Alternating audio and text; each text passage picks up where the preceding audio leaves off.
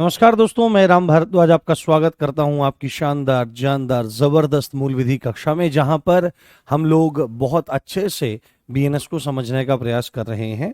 और हम लोग बात कर रहे थे कि यदि कोई व्यक्ति जुर्माना नहीं देता है, दंड के प्रकार, टाइप्स ऑफ पनिशमेंट, सेक्शन 4, और उसके बाद हम आगे की तरफ बढ़ रहे हैं और आगे की तरफ चीज़ों को देखने का प्रयास कर रहे हैं। कल हमने देखा था कि यदि कोई व्यक्ति जुर्माना नहीं देता है, उसमें व्यतिक्रम करता है, डिफॉल्ट करने की कोशिश करता है, तो ऐसे में उसके साथ क्या किया जा सकता है। तो मूल बात यह आई थी कि यदि कोई अपराध कारावास यानी कि जेल और जुर्माना दोनों से दंडनीय है, दोनों से पनिशेबल है, और ऐसे में जेल भुगतते भुगतते का जुर्माना नहीं देता है, तो न्यायालय उस जुर्माने के बदले जेल उसको कर सकता है, और वो जेल उस मूल कारावास से अलग होगी। यहां तक का पॉइंट हमने समझ लिया था और मैंने पूरा रेफरेंस आपको दे दिया। यहां से आगे हम लोग चलने वाले हैं और थोड़ी सी गति हम लोगों को बढ़ा देने की आवश्यकता है। अब मुझे लगता है कि पूरा फाउंडेशन आपका बीएनएस का तैयार हो गया है। अब हमको थोड़ा सा गति बढ़ाने की आवश्यकता है, क्योंकि हम हाथ से लिख करके पढ़ा रहे हैं। पिछली बार जब मैंने विनायक 2.0 में इसको पढ़ाया है तो पीडीएफ के माध्यम से पढ़ाया, हालांकि कोई विशेष प्रभाव पड़ता नहीं है। पर फिर भी मेरा मन था कि मैं एक बार हाथ से लिख करके इसको पढ़ा दूं। तो हो सकता है उसमें क्लास 20-22 हुई थी, इसमें 30 के आसपास चली जाए, एक महीना लग जाए हमको उसको करने में, बट हम कर लेंगे बहुत अच्छे तरीके से। तो जल्दी से आ जाइए और हम क्लास को शुरू करते हैं जी। हम्म। ठीक है, अब हम इधर ही चलेंगे। हाँ। जी। अब हम इधर ही चलने का प्रयास करते हैं और देखने का, समझने का प्रयास करते हैं। जी, आपके कमेंट आ रहे हैं, सब बच्चे धीरे धीरे आते जा रहे हैं। हम्म।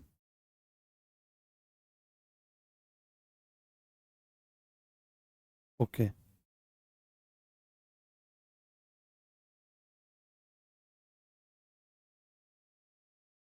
हम्म।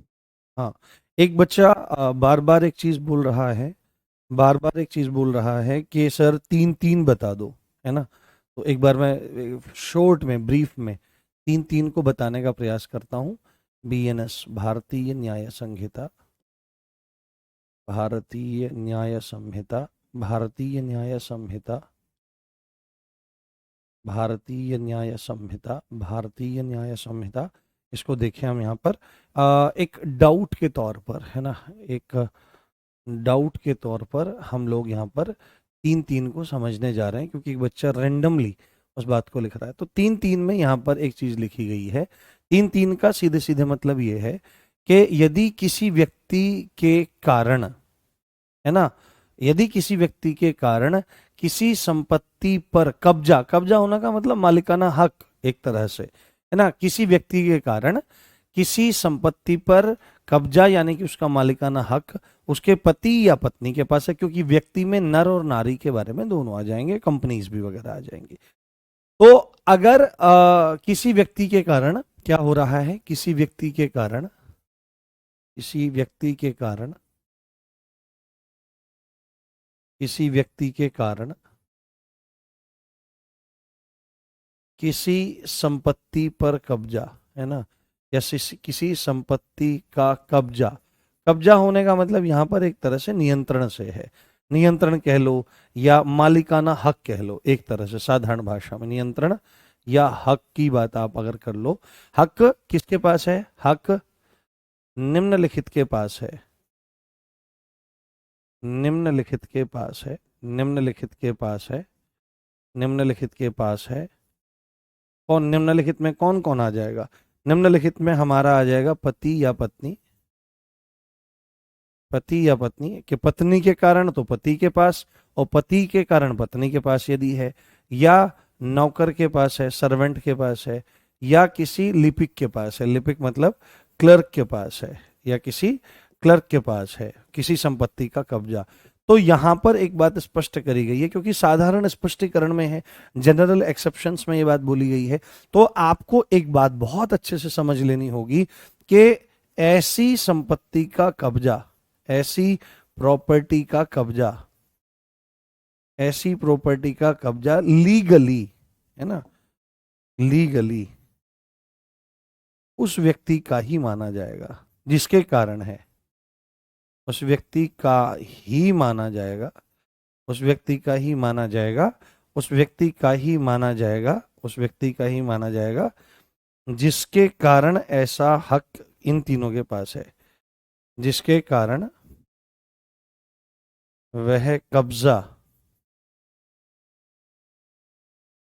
इनमें से किसी के भी पास है, इनमें से किसी के भी पास है, इनमें से किसी के भी पास है। ठीक है, अब ध्यान से देखो यहां पर बात, जैसे सपोज करो हक, मालिकाना हक या अधिकार, कब्जा, इस तरह से मान लिया सपोज करो कि मैं हूं, है ना, मैं हूं और मेरी कोई जमीन है या मकान है, प्लॉट है, दुकान है, कोई भी संपत्ति है, तो वो मेरी है और मेरे से संबद्ध कोई स्त्री है या मेरे से संबद्ध कोई नौकर है या मेरा कोई लिपिक है और मैंने कह रखा है उसको कि भाई तुम इसको होल्ड करो, इसको देखो, संभालो, कुछ भी करो, या पत्नी के संदर्भ में मैं उसको ये भी लिख देता हूँ, ये भी कह देता हूँ कि भाई मैंने जो प्लॉट लिया है, मकान लिया है, दुकान लिया, वो तेरे नाम से लिया है, तो मेरे कारण, मेरे पैसों की वजह से या मेरे कारण वह कब्जा अगर उनके पास गया हुआ है तो वो कब्जा मूलतः मेरा ही माना जाएगा, मूलतः मेरा ही हक माना जाएगा। ठीक है, मेरा ही हक वो माना जाएगा।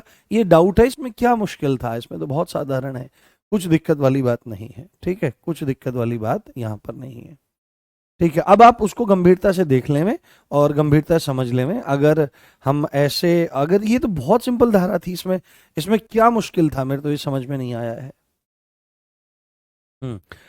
ठीक है, अब पढ़ने पे ध्यान दीजिए और कमेंट पे कम ध्यान रखिए। हम लोग कहाँ थे, हम लोग आपके समझ रहे थे। हाँ, माइक में क्या हो रहा है?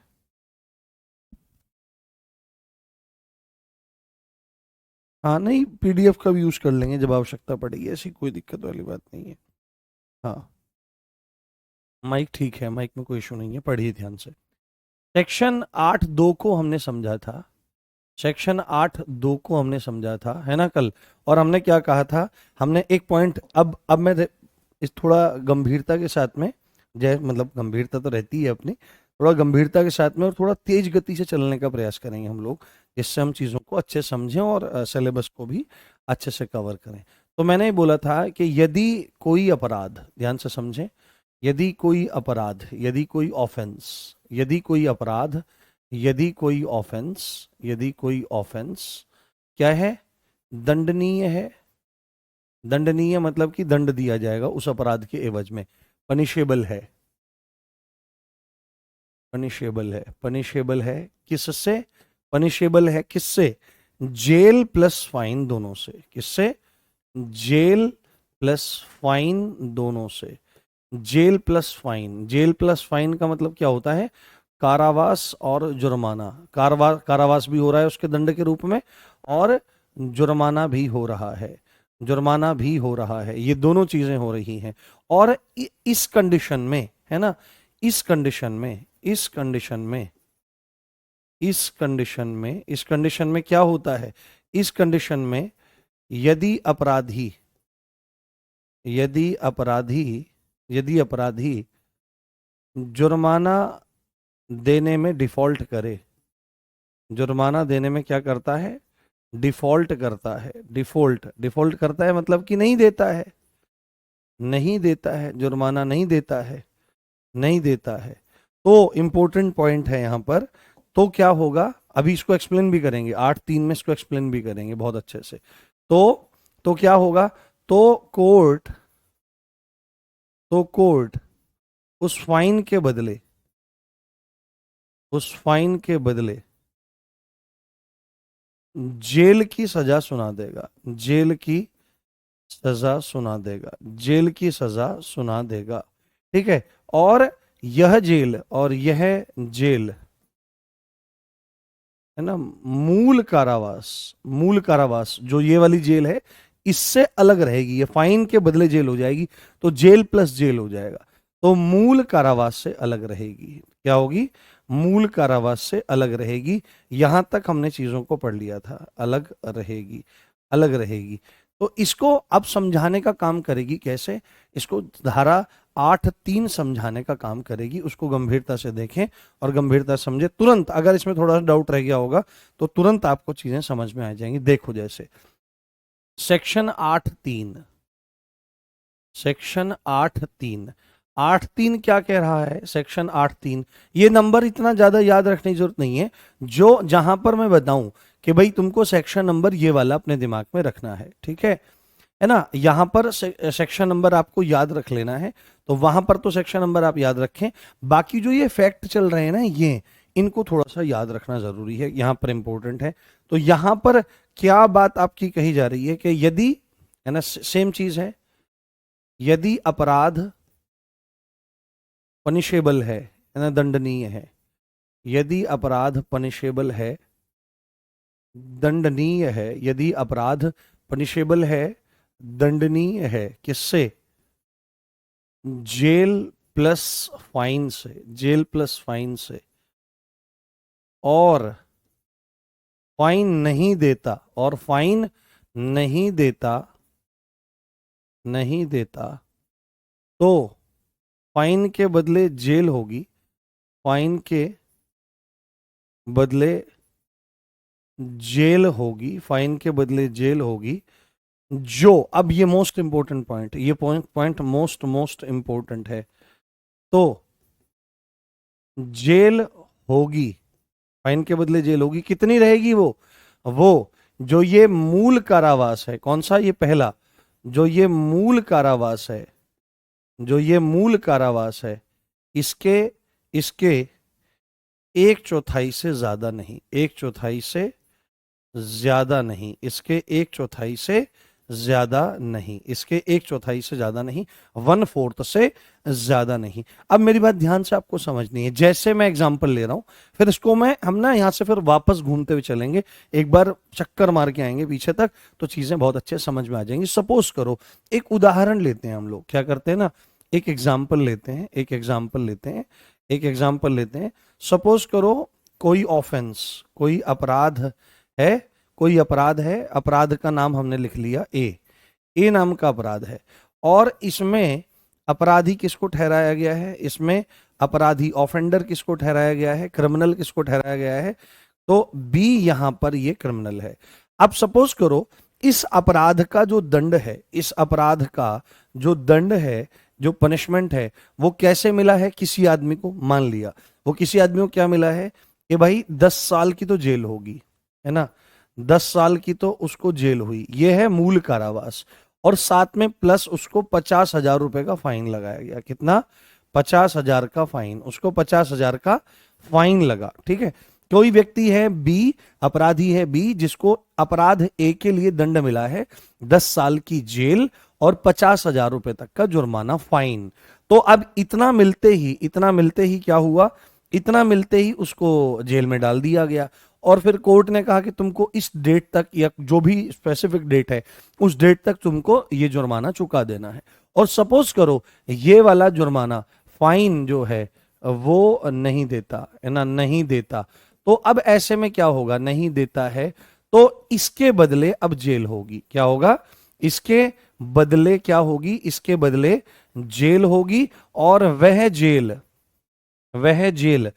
जेल क्या होगी? ये जो मूल कारावास है, 10 साल का जो कारावास हुआ है, इसको क्या कहेंगे? बेसिक जो एक तरह से पनिशमेंट मिला है, मूल कारावास है, तो वो जेल इस मूल कारावास के, इस मूल कारावास के 1/4 से ज्यादा नहीं, 1/4 से ज्यादा नहीं जाएगी। तो मूल कारावास कितना है? अब इस आदमी की, सपोज करो उसने जुर्माना नहीं दिया, तो अब इस आदमी की सजा कितनी हो जाएगी? इस आदमी की सजा कितनी हो जाएगी? तो अब इस व्यक्ति का दंड कितना हो जाएगा? तो 10 साल तो ये रहे जो हैं ही हैं। अब फाइन के बदले क्या होगा कि ये जो 10 है, इसका 1/4 हमको करना पड़ेगा, इसके 1/4 से ज्यादा नहीं। तो अगर 4 से आप 10 को काटोगे तो कितना हो जाएगा? 2.5। तो यहां पर कितना हो जाएगा? प्लस में ये 2.5 साल हो जाएगा। तो कुल मिलाकर के जुर्माना नहीं देता, जुर्माने के बदले जो जेल दी जाएगी वो कितनी हो जाएगी टोटल? वो टोटल हो जाएगी 12.5 ईयर्स। कितनी हो जाएगी? 12.5 साल उसको जेल दी जाएगी। Is that clear? 12.5 साल उसको टोटल जेल भुगतनी पड़ेगी। हाँ, ठीक है, 1/4 से वो किसी भी हाल में ज्यादा नहीं जाएगी, है ना, 1/4 से वो किसी भी हाल में ज्यादा नहीं जाएगी। सो आपको आपको मैं 2-3 एग्जांपल करवाता हूं ऐसे ऐसे ही, जिससे आपको चीजें समझ में आएंगी, ठीक है। हाँ ठीक है, जैसे एक एग्जाम्पल्स देख, कुछ एग्जाम्पल देखिए आप लोग, हम एग्जाम्पल देखेंगे तो हमको चीजें और अच्छे समझ में आ जाएंगी। जैसे कुछ उदाहरण और लेते हैं, ठीक है, कुछ उदाहरण और लेते हैं हम, जिससे आपको क्लैरिटी आ जाए बहुत अच्छी। एक दो एग्जाम्पल और लेते हैं। सपोज करो कोई अपराधी है ना, अपराधी है, बस सीधे लिखेंगे, अपराधी है। इस अपराधी को दंड क्या मिलता है? इस अपराधी को दंड मिलता है 20 साल की जेल। 20 साल की जेल, आप आंसर करेंगे, इसको 20 साल की जेल होती है, प्लस इसको मान लिया 10,000 रुपए, जुर्माने की कोई बात नहीं है, 10,000 का फाइन इसको लगता है, 10,000 का फाइन लगता है। और ये व्यक्ति फाइन नहीं देता, अगर ये व्यक्ति फाइन नहीं देता, डिफॉल्ट कर रहा है किसी भी कारण से, तो मुझे ये जानना है कि इसका टोटल जो पनिशमेंट है, जो फाइन के बदले जेल होगी, वो कितनी होगी? मुझे एक बार बताओ आप लोग, मुझे एक बार बताओ। किसी अपराधी को कि कोई दंड मिला 20 साल की जेल, 10,000 का फाइन है, फाइन नहीं दे रहा है, तो उस फाइन के बदले जेल होगी, तो टोटल जेल इसकी कितनी हो जाएगी? टोटल पनिशमेंट इस व्यक्ति का कितना हो जाएगा? मुझे एक, हर एक व्यक्ति का आंसर चाहिए।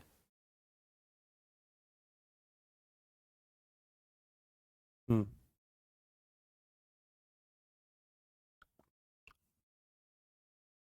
हम्म।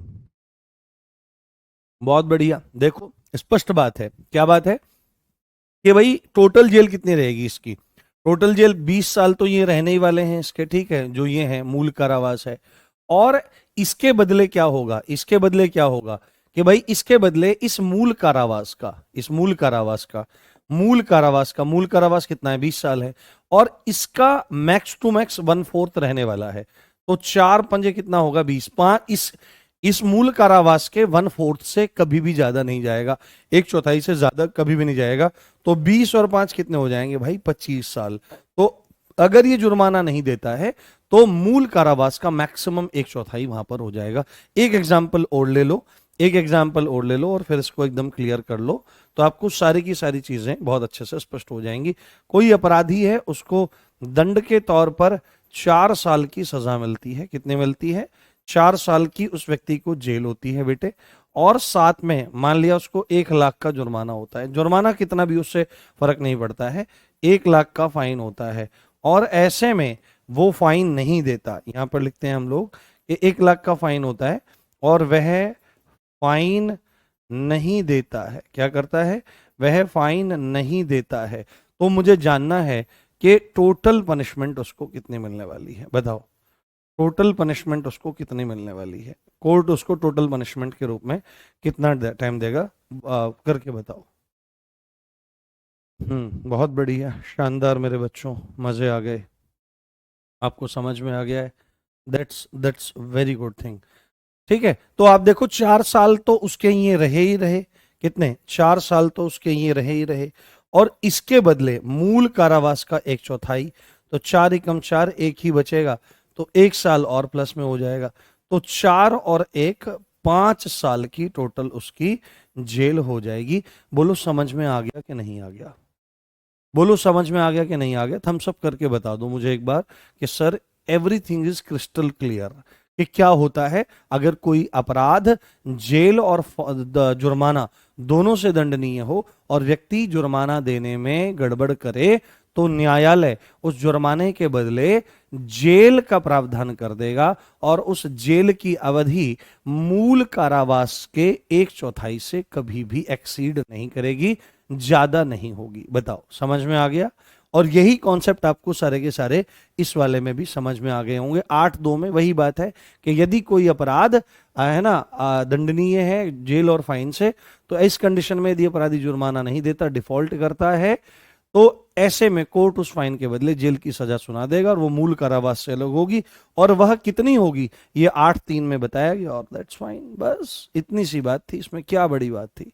ध्यान से चीजों को समझना है और ध्यान से चीजों को जानना है, तो बहुत सरलता से सब चीजें समझ में आनी शुरू हो जाती हैं। ठीक है, आगे बढ़ते हैं।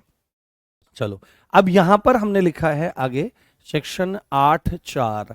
अब ये कंडीशन तो वहां की थी जहां पर जेल के साथ जुर्माना हो रहा था, ठीक है। अभी तक कंडीशन क्या थी कि जेल के साथ जुर्माना हो रहा था और जुर्माना नहीं दे रहा था, तो उसके बदले मूल कारावास का मैक्सिमम 1/4 उसका मूल कारावास में जोड़ दिया जा रहा है। बट कुछ अपराध ऐसे भी होते हैं जहां पर केवल जुर्माना लगाया जाता है और जुर्माना नहीं देता है, तो ऐसे में क्या प्रावधान हो सकते हैं? या आपको पता है कि अभी जुर्माने के साथ साथ में एक नए दंड के प्रकार को जोड़ा गया है जिसको कम्युनिटी सर्विस बोला जा रहा है, जिसको सामुदायिक सेवा बोला जा रहा है। यदि उसका डिफॉल्ट करता है तो क्या हो सकता है? तो आपको सेक्शन 8(4) को बहुत गंभीरता से देखने की जरूरत है कि जुर्माना न देने पर, जुर्माना मतलब कि फाइन न देने पर, जुर्माना यानी कि फाइन न देने पर, है ना, फाइन न देने पर, फाइन न देने पर, या हम लिखें यहां पर क्या,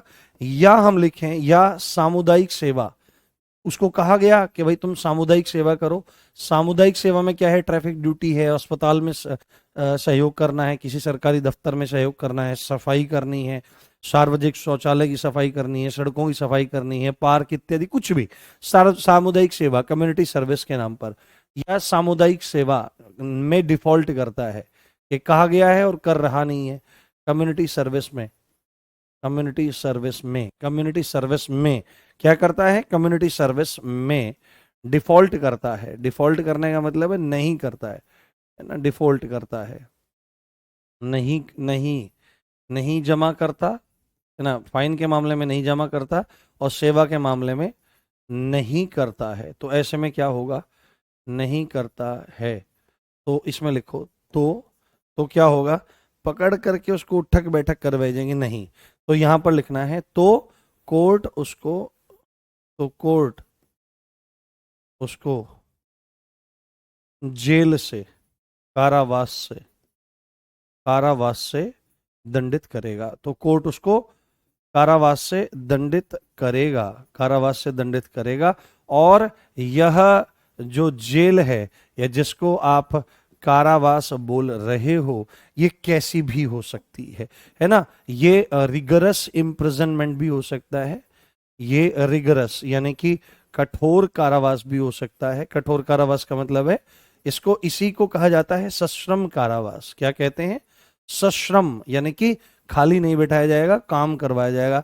जैसे आपने पुरानी फिल्मों में देखा होगा कि किसी माइन में ले जाकर के काम, पत्थर तुड़वाना, ये करवाना, कुछ भी काम करवाना, इस संदर्भ में बात हो रही है। रिगरस इम्प्रिजनमेंट हो सकता है या सिंपल इम्प्रिजनमेंट हो सकता है, ये डिपेंड करता है कोर्ट पर, है ना। या सादा या साधारण कारावास उस व्यक्ति को दिया जा सकता है यदि कोई फाइन या कम्युनिटी सर्विस में क्या करता है? डिफॉल्ट करने की कोशिश करता है। अब आपके दिमाग में एकदम प्रश्न आया होगा कि सर यदि कोई जुर्माना नहीं देता है तो सर कितनी जेल होगी, कितना टाइम की जेल होगी?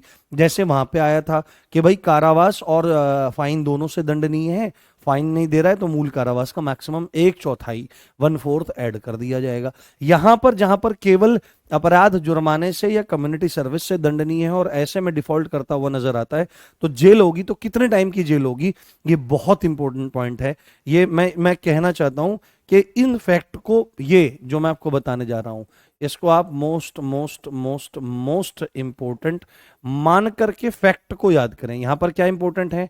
यहां पर ये फैक्ट्स इंपॉर्टेंट हैं जो मैं आपको बताने जा रहा हूं, ठीक है। इसकी धारा की संख्या आपको इतना ज्यादा याद रखने की जरूरत नहीं है, इसके पॉइंट आपको याद रख लेने हैं। ये है सेक्शन 8(5). कौन सा है? सेक्शन 8(5), सेक्शन 8(5) है। तो इन फैक्ट्स को आप याद रखें और इन फैक्ट्स को समझने का प्रयास करें। तो यदि जुर्माना या कम्युनिटी सर्विस नहीं करता या सामुदायिक, एक लाइन बस औपचारिकता के रूप में लिख रहा हूं, सामुदायिक सेवा नहीं करता, सामुदायिक सेवा नहीं करता तो जेल होगी, करता तो जेल होगी। तो 3 पॉइंट यहां पर हैं जो आपको ध्यान रख लेने हैं। तो यहां पर सामुदायिक सेवा के बारे में तो बहुत सारी चीजें लिखी गई हैं, बट मूल तो यह है कि अगर इतने तक का जुर्माना नहीं करता, तो सबसे पहला पॉइंट आप यहां पर देखिए, सबसे पहला पॉइंट समझने का आप ध्यान रखिए कि जब जुर्माना, जब फाइन 5,000 तक का है, ठीक है, 5,000 तक का है, यानी कि 5,000 रुपए तक का जुर्माना अगर नहीं चुकाता है तो उसमें मैक्सिमम कितनी जेल हो सकती है, उसमें मैक्सिमम जो कारावास होगा, मैक्सिमम जो कारावास होगा उसकी अवधि कितनी रहने वाली है, किसी को पता है तुम में से? हाँ जी, हाँ, सजा को जुर्माने में नहीं, ऐसा कोई प्रावधान नहीं है कि सजा को जुर्माने में बदला जा सकता हो। हम्म। हम्म। तो जो जेल होगी, जी अंशिका तिवारी जी, ठीक है, जब फाइन 5,000 रुपए तक का है तो कारावास मैक्सिमम जो होगा वो 2 माह का होगा, 2 माह का। अगर 5,000 रुपए तक का जुर्माना नहीं चुका रहा है और केवल जुर्माने से दंडनीय है तो 5,000 वाले मामले में ध्यान रखना, 5,000 वाले में मैक्सिमम जो जेल होने वाली है वो 2 महीने की, 2 महीने से ज्यादा नहीं होगी। दूसरा पॉइंट देखो ध्यान से कि अगर है ना फाइन इससे ज्यादा का है, यदि फाइन कितना है, यदि फाइन 10,000 रुपए तक का है, ठीक है, यदि फाइन कितना है हमारा 10,000 तक का है, 10,000 तक का है, ये बहुत साधारण है, कानून इसको लिख रहा है कि 5,000 से कम हो, तो 5,000 से कम हो या 5,000 तक का है तो बात तो एक ही रहने वाली है, और 10,000 रुपए तक का है तो यहां पर जो जो जेल होगी मैक्सिमम, मैक्सिमम यहां पर जो जेल होगी वो मैक्सिमम कितनी हो सकती है, वो मैक्सिमम आपकी हो सकती है 4 माह, है ना, कितनी, 4 माह, इसको ध्यान रखना प्लीज मेरे भाई। यहां से प्रश्न पूछ सकता है कि अगर जुर्माना 5,000 रुपए तक का है और जुर्माना नहीं देता तो मैक्सिमम कितनी जेल हो सकती है, तो 2 महीने की। अगर जुर्माना 10,000 रुपए तक का है तो जेल कितनी हो सकती है, तो आपको बोलना पड़ेगा मैक्सिमम 4 महीने तक की जेल हो सकती है ना, मैक्सिमम 4 की। और अगर जुर्माना इससे ज्यादा है, ठीक है, अब तीसरा पॉइंट हम यहां पर लिखते हैं, तीसरा पॉइंट हम यहां पर लिखने का प्रयास करते हैं कि अन्य मामला है, अब कितने तक का भी हो आगे, अन्य मामलों में, अन्य मामलों में, अन्य मामलों में मतलब कि 10,000 से ज्यादा फिर कितना भी हो, फिर अन्य मामलों में, अदर केसेस में अगर जुर्माना नहीं चुकाता है तो वहां पर जो जेल होगी, मैक्सिमम कारावास जो होगा, मैक्सिमम कारावास जो होगा, मैक्सिमम कारावास जो होगा वो कितना होगा, वो आपका 1 साल से ज्यादा नहीं, मैक्सिमम 1 ईयर का रहने वाला है। कितना रहने वाला है, 1 ईयर का रहने वाला है। और प्लीज इन फैक्ट्स को बहुत अच्छे से अपने दिमाग में रख लेना, यहां से प्रश्न बनने की संभावना बहुत ज्यादा है, ठीक है, बहुत ज्यादा है। इज दैट क्लियर, समझ में आ गई बात? 1 साल से ज्यादा नहीं, या मैक्सिमम, हाँ 12 महीने नहीं लिखेंगे, 1 ही साल लिखेंगे, बात तो दोनों में एक ही है। बात दोनों में एक ही है, अलग अलग बात यहां पर देखने को नहीं मिल रही है। हम्म। हाँ, मैं जल ले लेता हूँ थोड़ा, आप बताओ समझ में आ रहा है आपको, कोई दिक्कत तो नहीं हो रही है?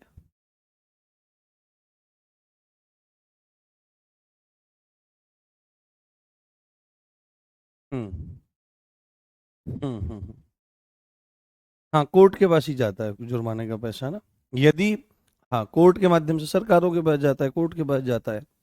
मूल बात यहाँ पर ये है कि जैसे पोक्सो पढ़ेंगे हम लोग, पोक्सो यानी prevention of children from sexual offences act सन 2012, उसको हम लोग देखने का प्रयास करेंगे। तो उसमें ये बात है कि अगर किसी के साथ में सेक्सुअल ऑफेंसेस होते हैं, जैसे आपका पेनिट्रेटिव सेक्सुअल असॉल्ट है, प्रवेशन लैंगिक हमला है, या रेप के जो मामले हैं उनका जो मामला है, ऐसे में जो उस अपराधी पर फाइन लगाया जाता है तो फाइन उसी बच्चे के लिए, उस महिला के मेडिकल एक्सपेंसेस के लिए और बाकी खर्चों के लिए दे दिया जाता है कोर्ट के द्वारा, ठीक है, बाकी कोर्ट फिर उसको अपने पास ही रख लेता है। अब एक सेक्शन यहीं पे हम लोग लिख लेते हैं और फिर अगले सेक्शन की तरफ बढ़ेंगे। यहां पर एक है ये सेक्शन 86, ठीक है, 86 है। यहां पर क्या है कि अगर कोई व्यक्ति जुर्माना नहीं दे रहा है और उसके बदले उसको जेल हो जाती है, तो ऐसा नहीं है कि वो जेल में ही रहेगा, ठीक है, ऐसा नहीं है कि जेल में ही रहे। भाई अगर 5,000 रुपए का जुर्माना दिया, 2 महीने की जेल हो गई, मान लिया, हालांकि ऐसा बहुत रेयर होता है पर ये सब प्रावधान लिखे गए हैं, मान लिया 2 महीने की जेल हो गई, तो अगर उसने कह दिया कि सर मैं पैसे चुका देता हूं और आप मेरे को जेल से निकाल दो, तो ऐसा नहीं होगा। तो ऐसा भी हो जाता है कि जितने अंश में उसने सजा भोग ली है उतना जुर्माना कम करके और उसको रिहा कर दिया जाता है, उतना पैसा लेकर के उसको रिहा कर दिया जाता है। अब 5-7 हजार रुपए के मामले में, 10 हजार रुपए के मामले में कौन 2 महीने 4 महीने जेल जाएगा? गरीब से गरीब आदमी भी कहीं से पैसे उठा करके और देने का प्रयास करेगा। तो मूलतः आपको यहां पर एक बात लिख लेनी है प्यारे, एक बात समझ लेनी है कि जुर्माने की रकम चुका देने पर कारावास समाप्त हो जाता है। जुर्माना या फाइन की रकम चुका देने पर, रकम चुका देने पर जो जेल है ना या कारावास है, जो कारावास है वो क्या हो जाता है? वो समाप्त हो जाता है, एंड हो जाता है। ठीक है, वो एंड हो जाता है। ऐसा नहीं है कि वो जेल चलती रहेगी। फाइन चुका दिया तो जेल भी समाप्त आपकी हो जाएगी। क्लियर? हाँ, लाखों तब सर, हाँ ऐसी स्थितियां बन जाती हैं आपकी। हम्म। हम्म। हम्म। नहीं, ट्रैफिक ट्रैफिक चालान वाला एक्ट अलग है ना, तो वहां पर उस प्रावधान के हिसाब से काम होगा। अगर वहां पे कोई चीज नहीं लिखी गई है तो फिर बीएनएस के हिसाब से चीजें देखनी पड़ेंगी। चलो, बहुत बढ़िया। अब आगे बढ़ते हैं, अब अगले सेक्शन की ओर चलते हैं। और अगला सेक्शन है आपका सेक्शन 9। इसको थोड़ा सा बस दिमाग में आप लोग रख लो। ठीक है, इसको आप थोड़ा सा दिमाग में रख लो, तो उससे आपको चीजें समझ में आ जाएंगी। और मतलब कुछ स्पष्टीकरण के तौर पर ही चीजें यहाँ पर हैं। तो जैसे यहाँ पर आप लिखना शुरू करो कि कई अपराधों से मिलकर बने अपराध, कई अपराधों से मिलकर बने अपराध, कई अपराधों से मिलकर बने अपराध, कई अपराधों से मिलकर बने अपराध, यानी कि कुछ अपराध ऐसे होते हैं जो कई अपराधों से मिलकर बने होते हैं। जैसे मैं इसमें आपका एग्जाम्पल देता हूं किस संदर्भ में। टेस्ट अभी चल जाएंगे, अभी मंडे से ना प्रयास कर रहे हैं कि आपका प्रैक्टिस सेट शुरू हो जाएगा, वो टेस्ट के तौर पर ही रहेगा। तो उसमें हम उसी हिसाब से चीज़ों को लेकर के चलेंगे। आप धैर्य रखिए और अभी पढ़ने पर ध्यान दीजिए। आप लगातार ये प्रश्न पूछ रहे हैं कोई बच्चा कि टेस्ट कब से होगा, और आधा घंटा आपको ये प्रश्न पूछते हुए हो गया है।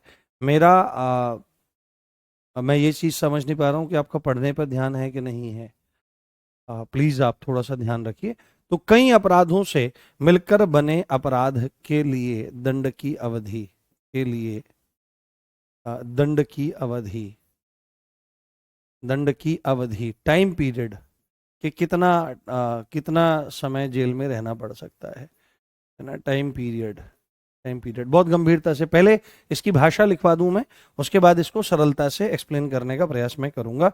तो यहां पर आप लिखिए कि यदि यदि एक अपराध, यदि एक अपराध, यदि एक अपराध कई अपराधों से मिलकर बना है, कई अपराधों से, मेरे साथ आप भी नोट कर सकते हैं, कई अपराधों से मिलकर बना है, कई अपराधों से मिलकर बना है, यदि कोई अपराध कई अपराधों से मिलकर बना है तो ऐसे अपराध, तो ऐसे अपराधों, तो ऐसे अपराधों, अब देखो अंग्रेजी माध्यम वालों को अपराध समझ में आना चाहिए, ऑफेंसेस।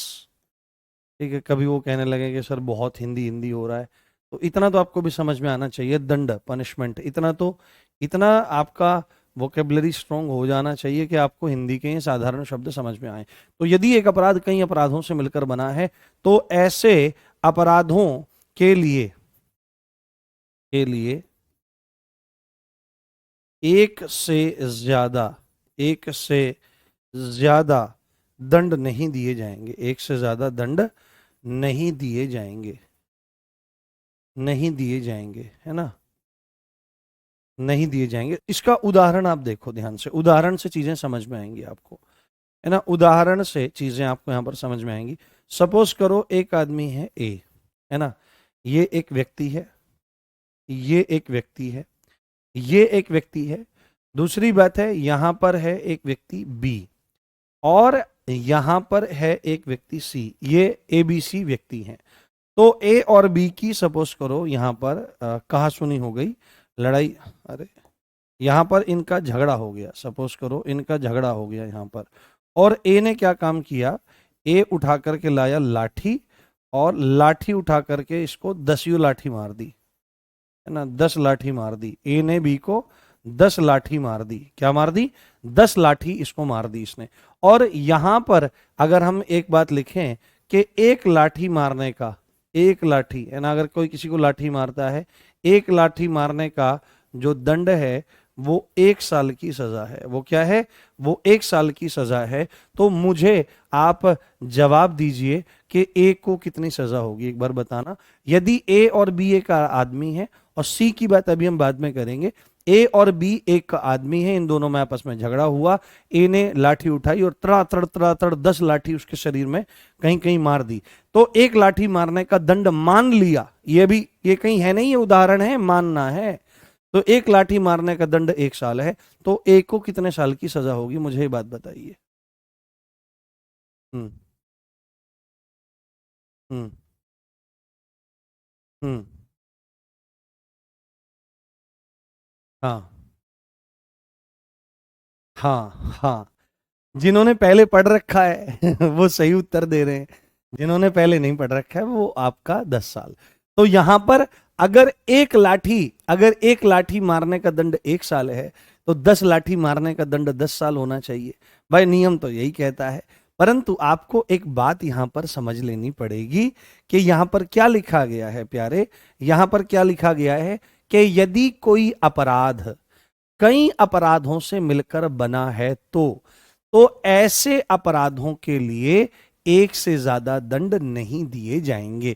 तो सपोज करो कि लड़ाई झगड़ा हुआ ए से बी का, और ए ने बी को 10 लाठी मार दी, हो सकता है 5 मारता, हो सकता है 50 मार सकता था, हो सकता है 2 मार सकता था। और यदि एक लाठी मारने का दंड 1 साल है, तो भी उसको 1 ही साल की सजा होगी, क्योंकि चाहे अपराध एक होवे या एक से ज्यादा अपराधों से मिलकर बना हो। क्या बात है, एक लाठी मारी तो लाठी मारने का दंड हुआ ना, परंतु अगर 10 लाठी मारी तो कोर्ट में तो यही कहा जाएगा कि लाठियां मारी, एक लाठी मारी या लाठियां मारी, तो एक लाठी मार रहा है तो भी एक अपराध की तरह से काउंट किया जाएगा। और यहां पर एक बात बोली जा रही है, कई अपराधों से मिलकर बना अपराध, तो 10 लाठी मारी तो भी लाठी मारना ही माना जाएगा। और ऐसे अपराध जो कई अपराधों से मिलकर बने हैं, उनके लिए एक से ज्यादा दंड नहीं दिए जाएंगे। तो चाहे वो एक लाठी मारे या वो 10 लाठी मारे, चाहे वो 50 लाठी मारे, ऐसे में एक को जो सजा मिलेगी, जो दंड मिलेगा, वो 1 साल का ही मिलेगा, क्योंकि यहां पर स्पष्ट प्रावधान है कि कई अपराधों से मिलकर बने अपराधों के लिए दंड एक से ज्यादा नहीं होगा। तो ध्यान रखना है एक। अब मैं यहां पर सी को इंक्लूड करता हूं, ध्यान से देखना। ए ने बी के साथ झगड़े में उसको 10 लाठियां मार दी, और एक लाठी मारने के लिए दंड या लाठी मारने के लिए दंड 1 साल है, तो ए यहां पर एक कई अपराधों से मिलकर बने अपराधों के लिए दंड 1 ही साल होगा। परंतु एकदम से बी आ गया, सी आ गया कि भाई यार छोड़ दे इसको, और ए एक काम करता है, गुस्से में है, एक लाठी इसको भी जड़ देता है। क्या कर देता है, एक लाठी इसको भी जड़ देता है, इसको 10 मारी, इसको 1 मार दी। तो अब क्या स्थिति रहेगी, क्या अब भी इसको 1 ही साल का दंड होगा? नहीं, अब इसने 2 व्यक्तियों के प्रति अपराध किया, चाहे इसको 10 मारी होती या 100 मारी होती तो भी इसको 1 ही साल का दंड था। पर जैसे ही इसने सी को एक लाठी मारी, तो इसका दंड ए के लिए, बी के लिए 1 साल और सी के लिए भी 1 साल हो जाएगा।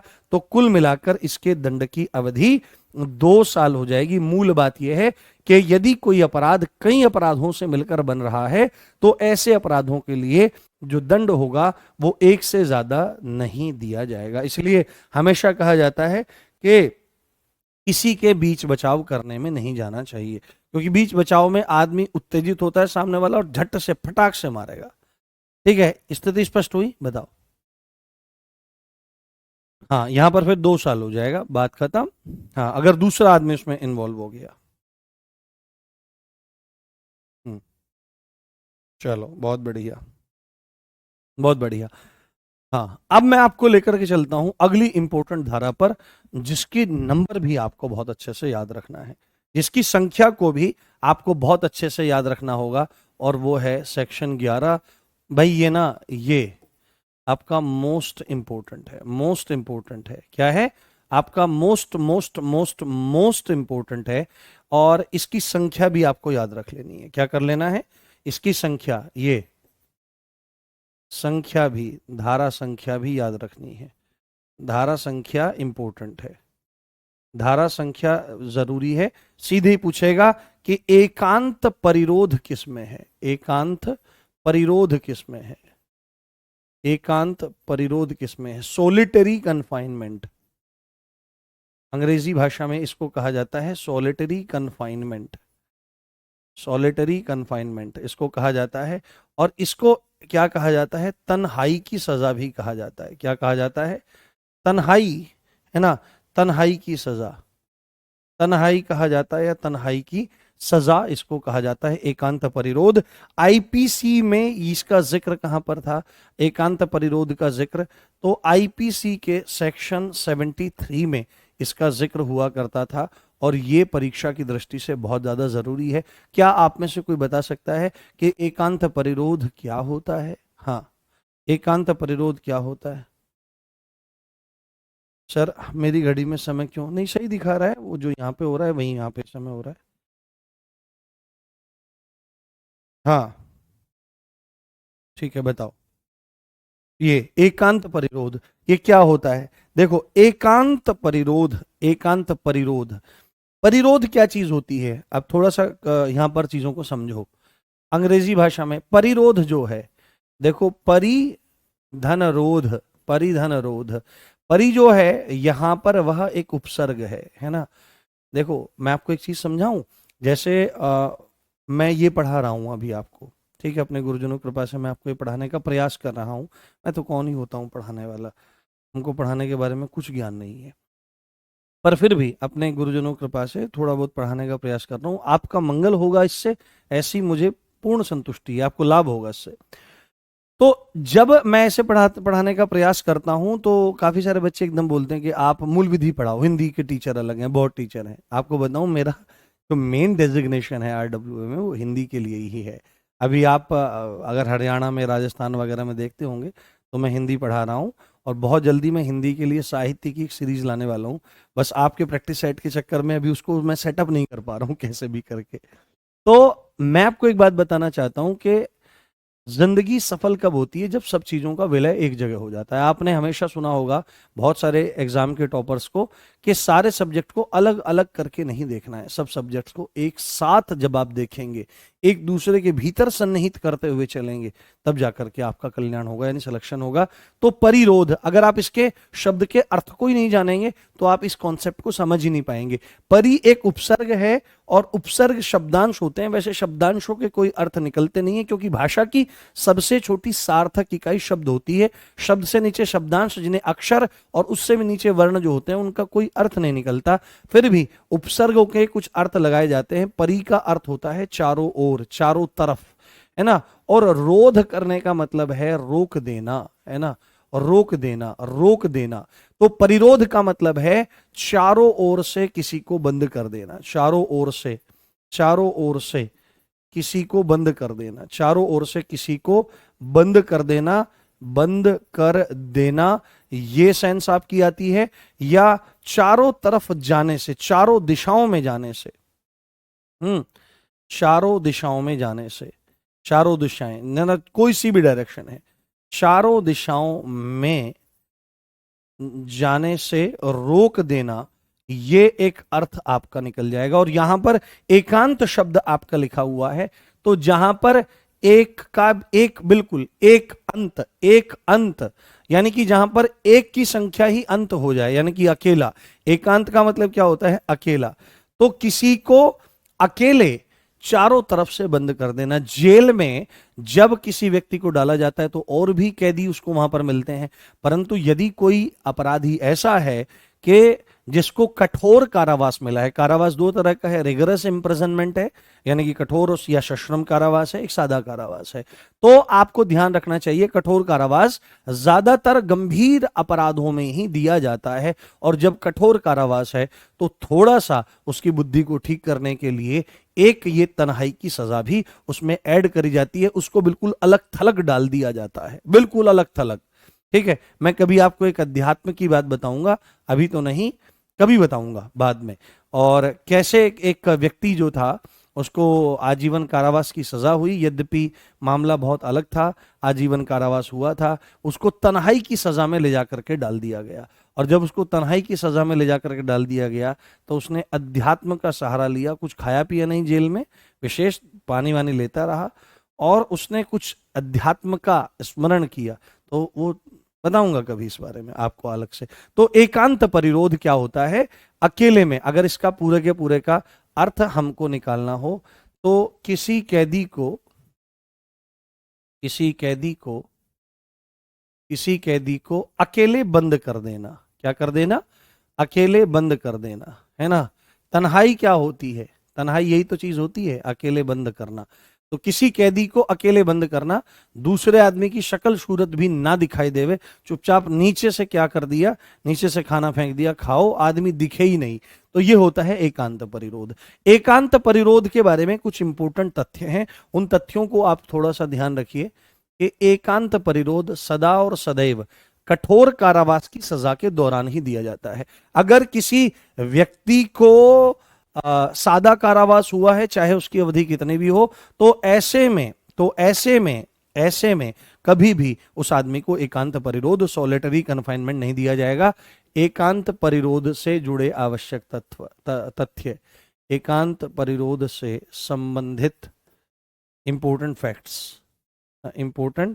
फैक्ट्स पूछेगा कि क्या सादे कारावास के दौरान एकांत परिरोध किसी व्यक्ति को दिया जा सकता है, तो आपको बोलना पड़ेगा नहीं, ऐसा अन्याय हम लोग नहीं कर सकते, क्योंकि बीएनएस सेक्शन 11 इसकी इजाजत नहीं देता है। तो तन्हाई की सजा, तन्हाई या एकांत परिरोध, सॉलिटरी कन्फाइनमेंट की सजा केवल कठोर कारावास के दौरान ही दी जाएगी। कठोर कारावास के दौरान ही दी जा सकती है। कठोर कारावास के दौरान ही दी जा सकती है, इसके अलावा नहीं, है ना। यहां पर लिखना है कि सादे कारावास के दौरान नहीं दी जाएगी। सादा या साधारण कारावास के दौरान नहीं दी जाएगी, दौरान नहीं दी जाएगी, नहीं दी जाएगी, नहीं दी जाएगी। ये पॉइंट आपको बहुत अच्छे से ध्यान रखना है। सेकंड इंपॉर्टेंट पॉइंट इज न्यायालय के आदेश पर ही दी जाए। ये नहीं कि जेलर साहब हैं और वो अपने हिसाब से इसको कर लेंगे, ना, कोर्ट के आदेश पर ही दी जाएगी, कोर्ट के आदेश पर ही दी जाएगी। कोर्ट कहता है कि इसको भाई इतने समय तक के लिए एकांत परिरोध में रखो, तभी उस व्यक्ति को एकांत परिरोध में रखा जाएगा, अन्यथा उसको बिल्कुल भी ऐसा नहीं किया जाएगा। न्यायालय के आदेश पर ही ये सजा दी जाएगी, ये सजा दी जाएगी, न्यायालय के आदेश पर ही ये सजा दी जाएगी, अन्यथा बिल्कुल ऐसा नहीं होगा। और थर्ड वन इज के मैक्सिमम कितनी सजा दी जा सकती है किसी आदमी को, मैक्सिमम। ये बहुत इंपॉर्टेंट पॉइंट है कि सपोज करो किसी को 10 साल की सजा हुई है कठोर कारावास की, 5 साल की हुई है, तो उस पूरी जेल की अवधि में मैक्सिमम कितने टाइम तक के लिए किसी आदमी को सॉलिटरी कन्फाइनमेंट में रखा जा सकता है। तो आपको याद रखना है कि मैक्सिमम एकांत परिरोध की अवधि 3 माह है ना। एकांत परिरोध की अवधि मैक्सिमम 3 महीना रखा जा सकता है। और अभी अब आपको अगली धारा में ये बात पता चलेगी कि एकांत परिरोध जो मैक्सिमम 3 महीने का हो सकता है, वो ये नहीं कि बस 3 महीने ही एक साथ उठा के डाल दिया, 14 दिन से ज्यादा तो किसी भी हाल में नहीं होगी। मतलब कि अगर पूरी की पूरी अवधि में कोर्ट ने कह दिया है जेल के टाइम पीरियड में कि इसको 3 महीना तुमको सॉलिटरी कन्फाइनमेंट में रखना है, एकांत परिरोध में रखना है, तन्हाई में तुमको उसको रखना है, तो 3 महीने एक साथ नहीं। हम जब भी कोर्ट आदेश देगा या जेल जब भी उस हिसाब से काम करेगा, तो मैक्सिमम 14 दिन के लिए उसको अलग रखा जाएगा, 15वें दिन फिर उसको मिला दिया जाएगा। पागल हो जाता है आदमी।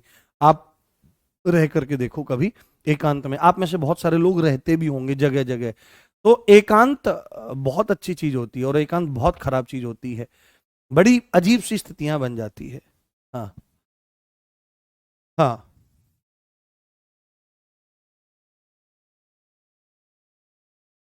हाँ, ठीक है। तो मैक्सिमम एकांत परिरोध की अवधि 3 माह है, ठीक है, कितनी है? 3 माह है, 3 मंथ्स है, इसको आपको ध्यान रख लेना है। 3 मंथ्स है, 3 महीने से ज्यादा किसी भी हालत में एकांत परिरोध में नहीं रखा जाएगा। मोस्ट इंपोर्टेंट, बताओ समझ में आया? एक बार थम्स अप करके बताओ, फिर हम लोग आगे चलते हैं। नुसरत फतेह अली खान साहब की लाइंस। हाँ। हम्म।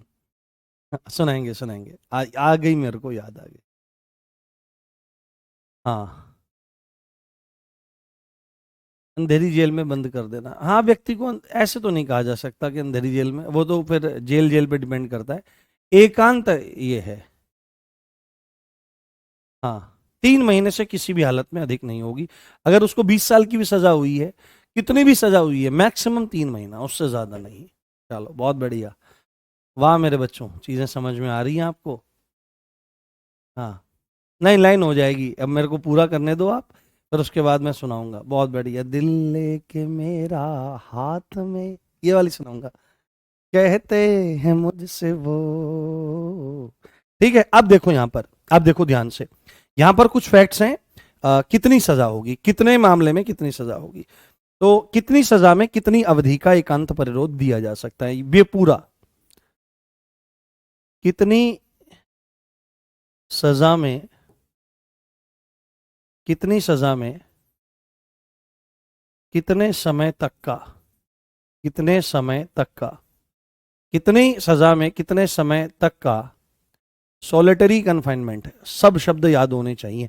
देखो, जो टेक्निकल टर्मिनोलॉजी है ना, उसको अंग्रेजी में भी याद करना चाहिए। कल को आप थाने में जाओगे, खाली हिंदी हिंदी बोलते थोड़े ही शोभनीय शोभनीय शोभित होगे आप।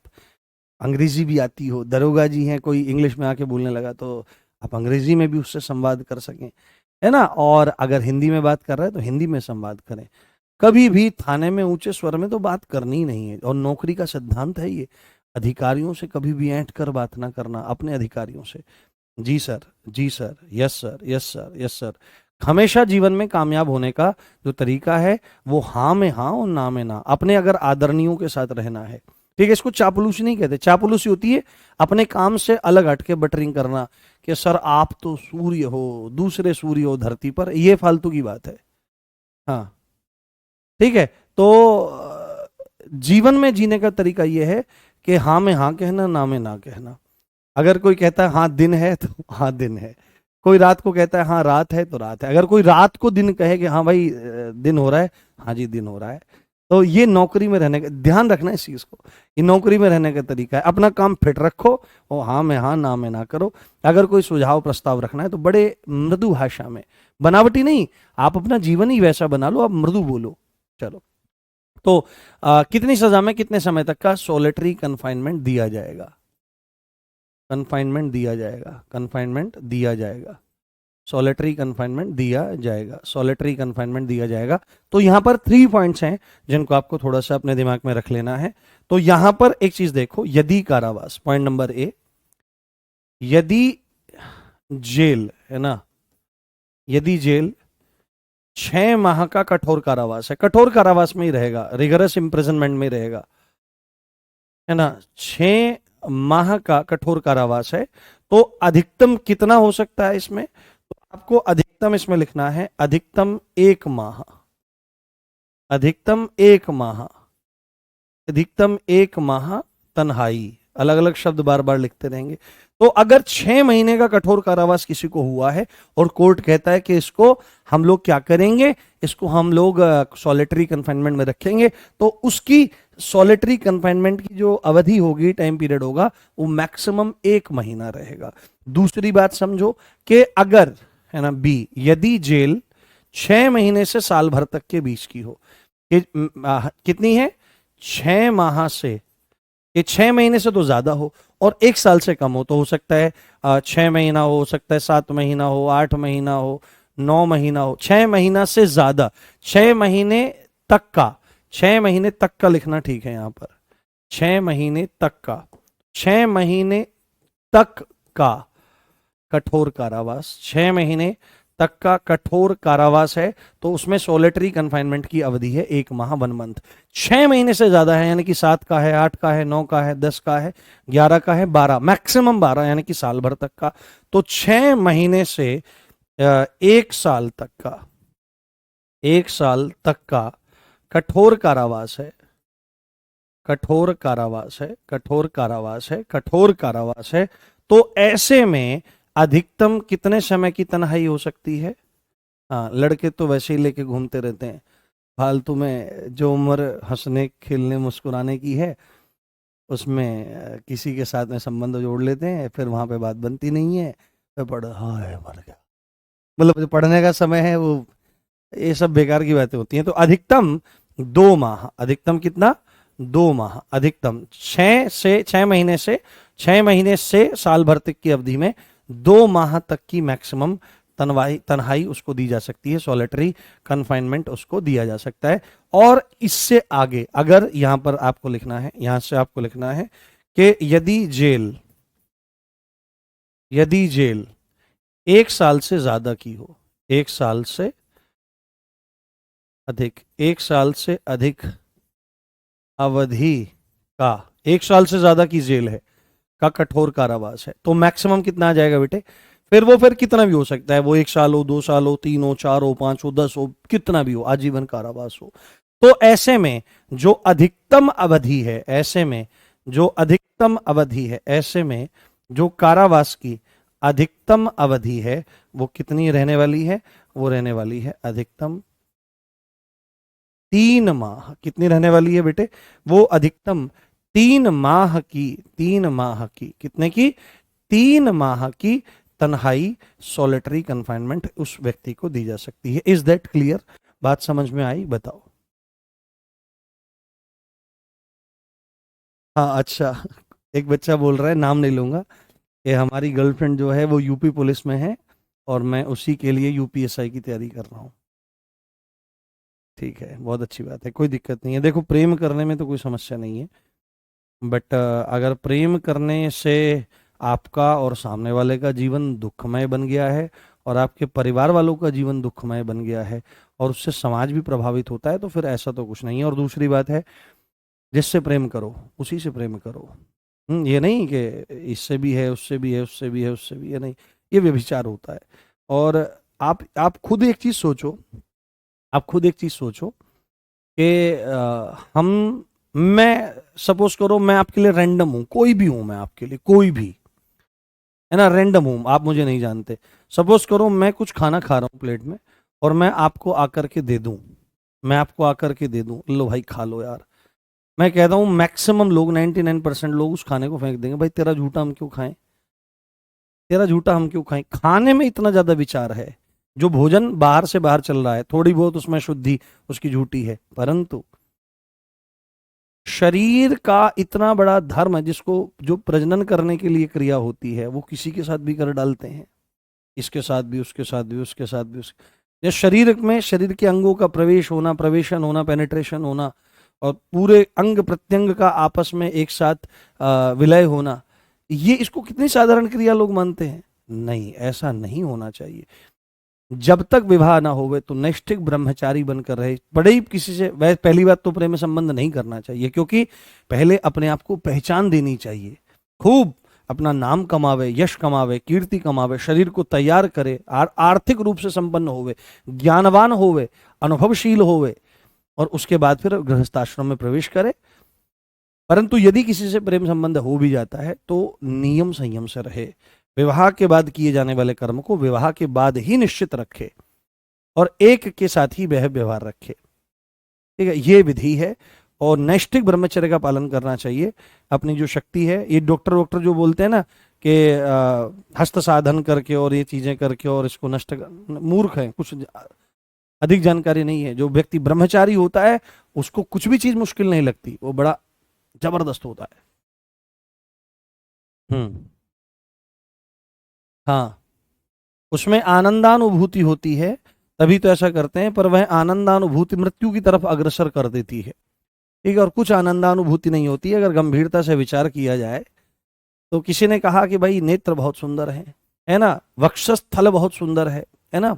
नाभि स्थल बहुत सुंदर है, परंतु शंकराचार्य जी इस बारे में इस बात को कहते हैं, एतन मांस वसादि विकारम, कि जो तुमको ये स्माइल कहते हैं ना, स्माइल बड़ी सुंदर लग रही है, ये हड्डियों का ढांचा ही तो खिलखिला रहा है, ये हड्डियां ही तो होती हैं, कैल्शियम एंड फॉस्फेट्स ही तो हैं हड्डियों का। और नेत्र कहते हैं कि नेत्र बड़े सुंदर हैं। तो नेत्र जो हैं वो क्या चीज है, एतन मांस वसादि विकारम, मांस और वसा के विकार ही तो हैं, और क्या है। ठीक है, इनको थोड़ा सा कट करो, चमड़ी को हटा करके देखो। किसी ज्यादा अगर किसी को काम विकार सताता हो तो एक दो पोस्टमार्टम की वीडियो देख लो, यूट्यूब पे मिल जाएगी सब। और विशेषकर स्त्री शरीर का, अगर स्त्री को होता है तो पुरुष शरीर का, पुरुष को है तो स्त्री शरीर का, एक बार पोस्टमार्टम वीडियो देख लो, सब धुल जाएगा, सब विकार। हाँ हाँ, ठीक है, चलिए क्लियर हो गया। अच्छा, इरशाद इरशाद, देखो अब तो बात अलग हो गई, अब तो बात अलग होगी, अब प्रेम की बात कैसे करें। हाँ, मैं चाहता हूं आप आचरणशील बने, आचरणवान बने, आपका कैरेक्टर ऐसा हो कि लोग देखें हाँ भाई किसके किसके शिष्य हैं, तो राम राम जी से पढ़ के आए हैं, RWA से पढ़कर आए हैं। चेहरे पर वो तेज विखरित हो, वो मंद मंद मुस्कान है ना, कोई देखे तो न्यौछावर हो जाए, ऐसा होना चाहिए। हम्म। नहीं, कोई व्यक्ति लिख रहा है वो सही नहीं लिख रहा है। चलो टाइम हो गया है, अपने को तो समय चाहिए होता है। इरशाद इरशाद लिख रहे हैं, कुछ सुना दीजिए। अब कल सुनाएंगे, अब अपना वैराग्य की बात उठ गई है, आज नहीं सुनाएंगे, कल पक्का सुनाएंगे। और कल भी क्लास रहेगी आपकी, सैटरडे है। और फिर 7 बजे भी क्लास रहेगी विनायक बैच, विनायक 2.0 वालों की, तो उसको फिर कल सुनाएंगे, आज नहीं, आज वैराग्य में चला गया है मन। ए तन मांस वसाद विकारम, मनसी विचार बारम बारम। मिलते हैं कल, नुसरत फतेह अली खान साहब की कल सुनाएंगे। ठीक है, मिलते हैं कल। ध्यान रखिए अपना। जय हिंद, जय भारत, नमस्कार, love you all guys, bye. एक बोल रहा है कि फालतू की बात करने आते हो, हाँ तो ठीक, परीक्षा के समय में, मतलब कक्षा के समय में पढ़ाया गया है, अतिरिक्त समय लेकर के 1-2 मिनट बात करी गई है, ऐसा ना समझे कि हम इंसान नहीं हैं।